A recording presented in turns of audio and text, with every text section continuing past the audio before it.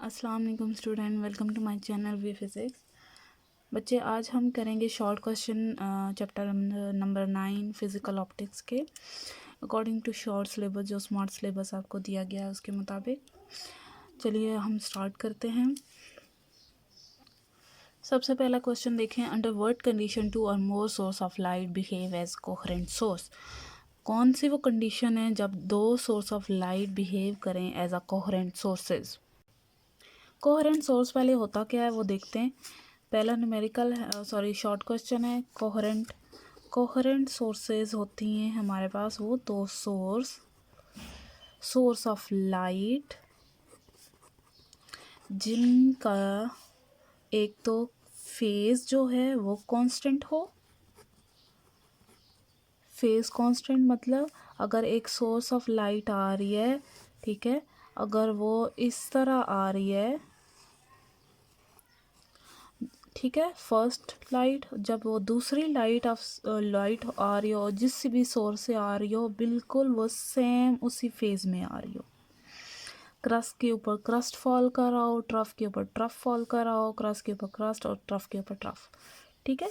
तो ये क्या होती हैं जिनका फेज कांस्टेंट रहता है थ्रू आउट, यानी आगे जाके अब यहाँ तक तो नहीं स्टॉप हो जाती ना, आगे जाके भी इसका फेज कांस्टेंट रहे, ठीक है। ये कोहेरेंट सोर्सेज होती हैं। दूसरा, इसकी क्या हो, फ्रीक्वेंसी भी सेम हो इनकी, तब लाइट बिहेव करती है एज अ कोहेरेंट सोर्स, ठीक है।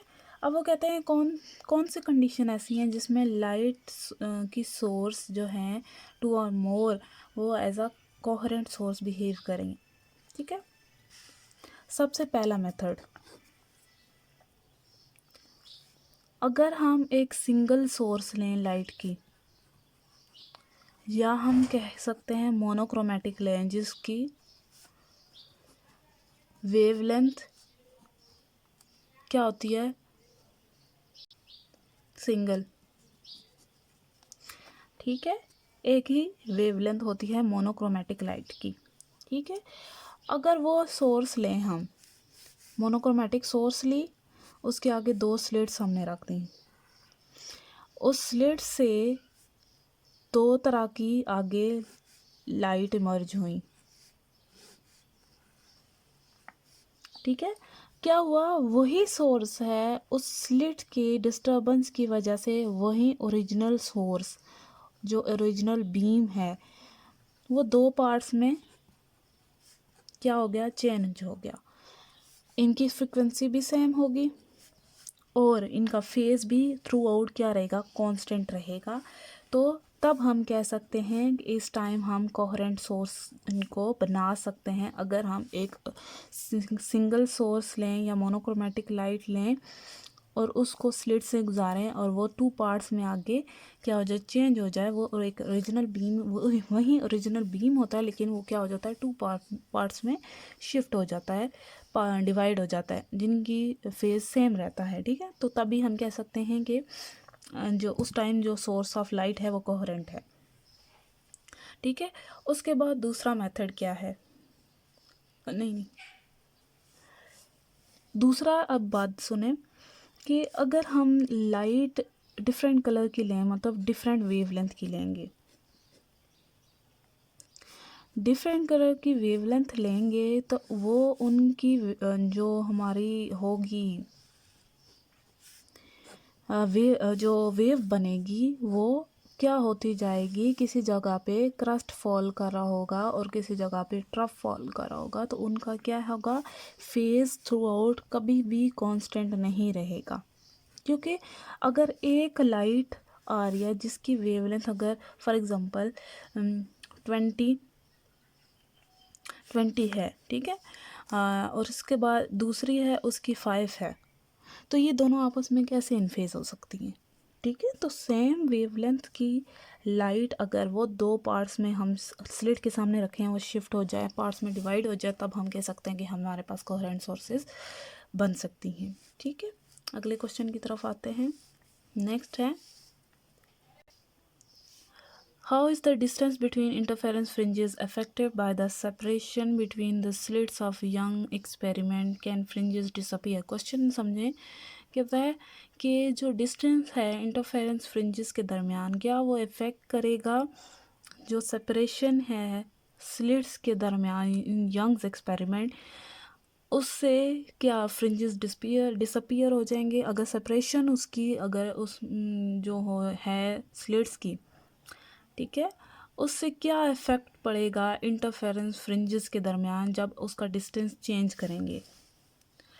अब आपने फाइंड किया हुआ था, सेकंड न्यूमेरिकल है, नो सॉरी है क्वेश्चन, कि delta Y is equal to lambda L divide by D. ये ब्राइट और डार्क फ्रिंजेस दोनों का यही आया था,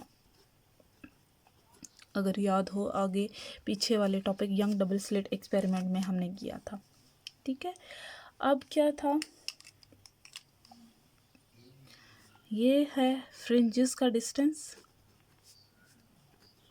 दो फ्रिंजेस अगर वो ब्राइट हैं या डार्क हैं, उन दोनों के दरमियान का डिस्टेंस ये है, लेमडा वेवलेंथ है। एल क्या है, एल हमारे पास डिस्टेंस है किस किस के दरमियान, स्क्रीन और स्लिट के दरमियान। और डी क्या है, सेपरेशन है स्लिट्स की, ठीक है। अब इक्वेशन क्यों देखें, ये जो है सेपरेशन दो स्लिट्स के दरमियान, अब वही बता रहा है वो, जैसे जैसे स्लिट की सेपरेशन, अब हम ये देखें स्लिट की सेपरेशन वेरी कर रही है इन्वर्सली किसके, फ्रिंजेस के डिस्टेंस से, ठीक है। तो सॉरी, फ्रिंजेस डिस्टेंस क्या है,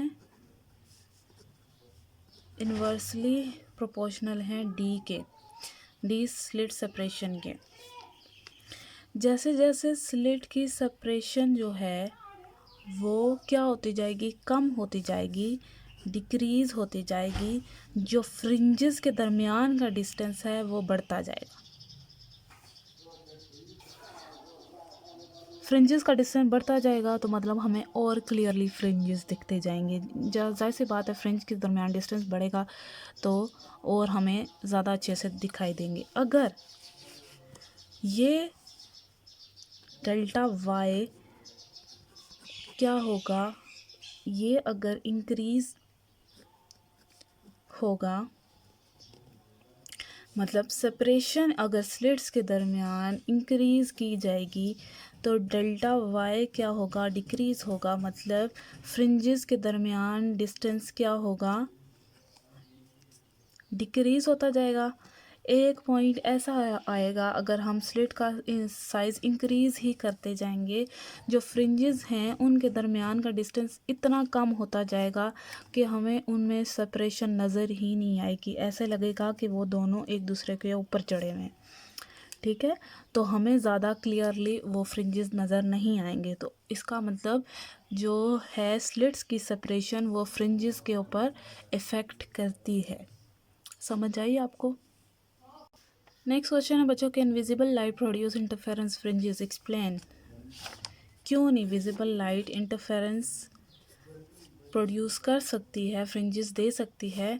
अब ये क्वेश्चन नंबर 3 में वो यही पूछ रहा है कि विजिबल लाइट अगर हम लें तो क्या वो इंटरफेरेंस प्रोड्यूस करेगी, इंटरफेरेंस फ्रिंजेस देगी। हम आपने इंटरफेरेंस में अगर याद हो तो हमने ये लिखा था कि हम मोनोक्रोमैटिक लाइट लेते हैं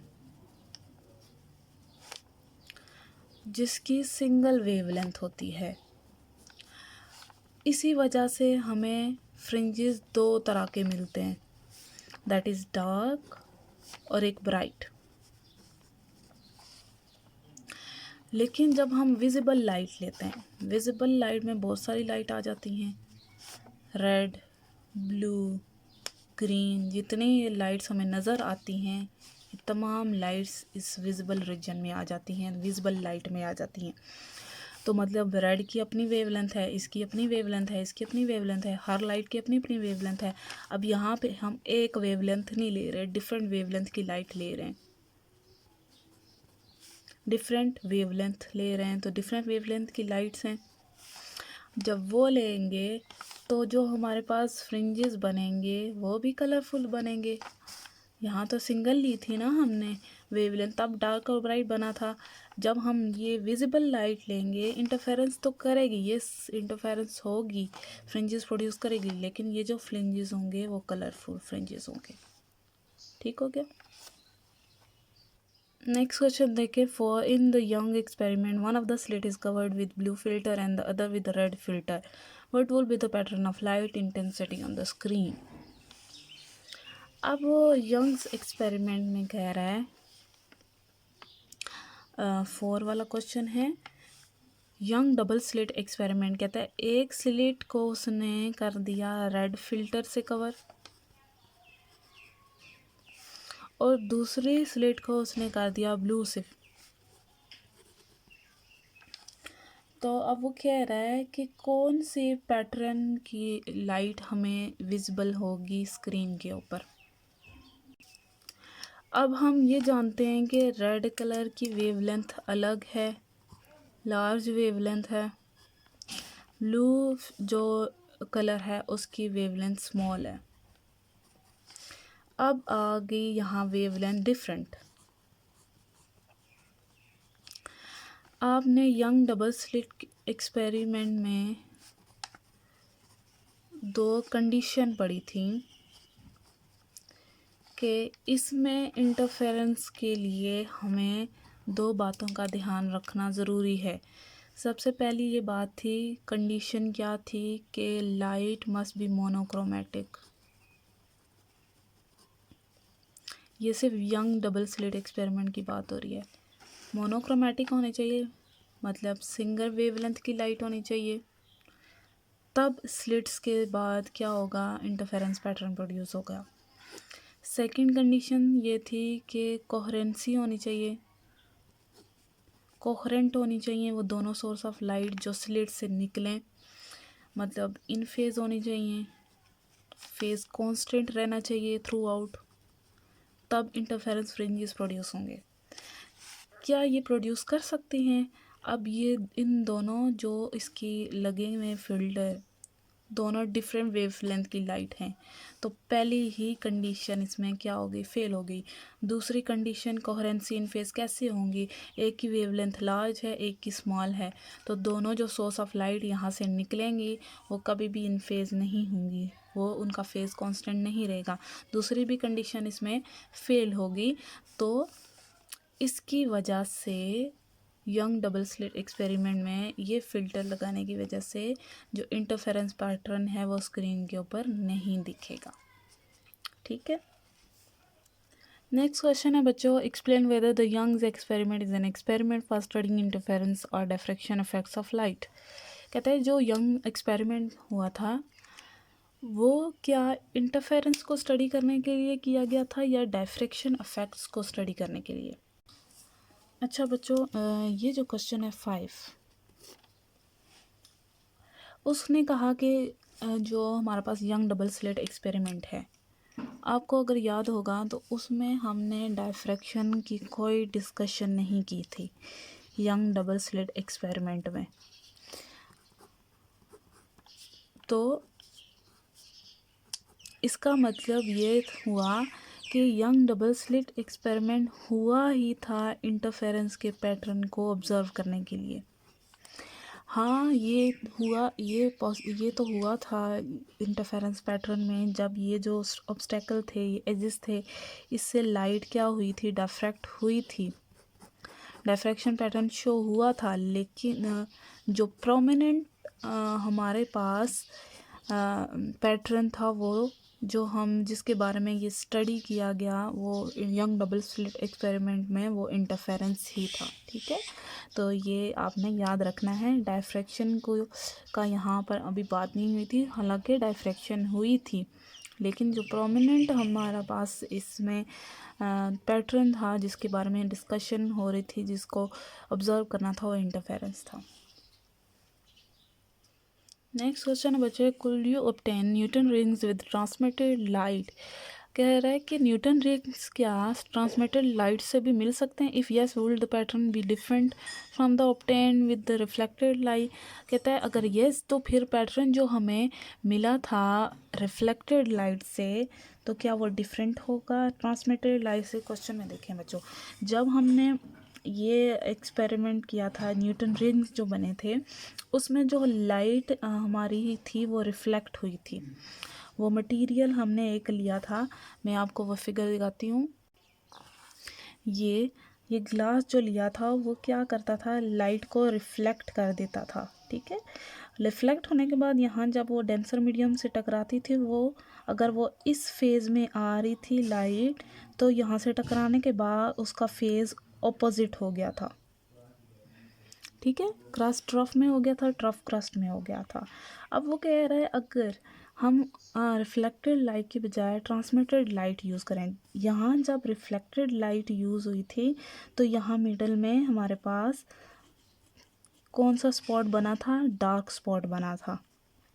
ठीक है, अब जाहिर सी बात है अगर यहाँ डार्क स्पॉट बना था जब लाइट रिफ्लेक्टेड थी, रिफ्लेक्टेड लाइट यूज़ की थी, अब जब ट्रांसमिटेड लाइट यूज़ करेंगे तो उसके ऑपोजिट ये हो जाएगा ट्रांसमिटेड लाइट में कि इस पॉइंट पे बजाय डार्क के आपके पास कौन सा स्पॉट बन जाएगा, ब्राइट स्पॉट बनेगा। और ब्राइट स्पॉट क्यों बनेगा, लाइट अगर यहाँ से आ रही थी, यहाँ से इन फेज़ की बजाय आउट ऑफ फेज़ चलेगी थी, लेकिन इस पॉइंट पे जब हम ट्रांसमिटेड लाइट यूज़ करेंगे तो लाइट का फेज़ क्या हो जाएगा, अगर ये लाइट आ रही है इस साइड पे तो जब वहाँ से वापस जाएगी, ट्रांसमिट होके जाएगी, तो उसका फेज़ वहीं रहेगा जो फेज़ उसका पहले था।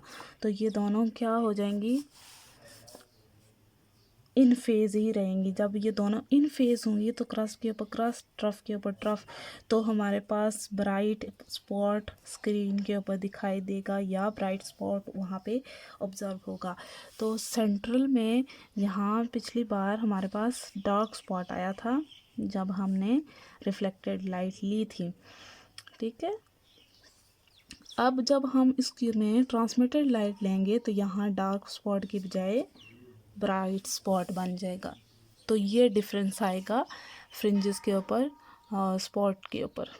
तो डिफरेंस क्या हो जाएगा बच्चों कि जब हम हाँ रिफ्लेक्टेड लाइट यूज़ होंगे तो फेज़ चेंज होगा 180 डिग्री के लिहाज से, लेकिन जब हम जब ट्रांसमिटेड लाइट यूज़ होंगे तो तब फेज़ चेंज नहीं होगा, वो इन फेज़ में रहेंगी। तो तब हमें स्पॉट जो मिलेगा वो ब्राइट स्पॉट मिलेगा।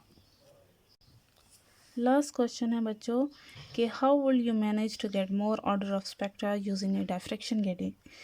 कहता है कैसे हम मैनेज करेंगे डायफ्रैक्शन ग्रेटिंग को कि हम नंबर ऑफ ऑर्डर ज़्यादा ले सकें। देखें बच्चों 9 है क्वेश्चन। अब आपने डायफ्रैक्शन ग्रेटिंग की कंडीशन क्या फाइंड की थी, इसका मतलब D डायरेक्टली प्रोपोर्शनल है N के। ये D क्या है आपके पास, separation between two slits, N आपके है number of orders of diffraction. अब उसने वही बात की है कि हम डायफ्रैक्शन ग्रेटिंग को कैसे मैनेज करेंगे नंबर ऑफ ऑर्डर ज़्यादा हों। डायफ्रैक्शन ग्रेटिंग में हमारे पास जो D था वो इक्वल था grating D is equal to या प्रोपोर्शनल इक्वल टू, पहले करते हैं L जो ग्रेटिंग लेंथ थी डिवाइड बाय N हमारे पास नंबर ऑफ लाइन स्क्रैचेस जो हमने लगाए थे जो एज अ स्लिट के तौर पे वो काम कर रहे थे। तो D मतलब इन्वर्सली प्रोपोर्शनल थी नंबर ऑफ लाइंस के।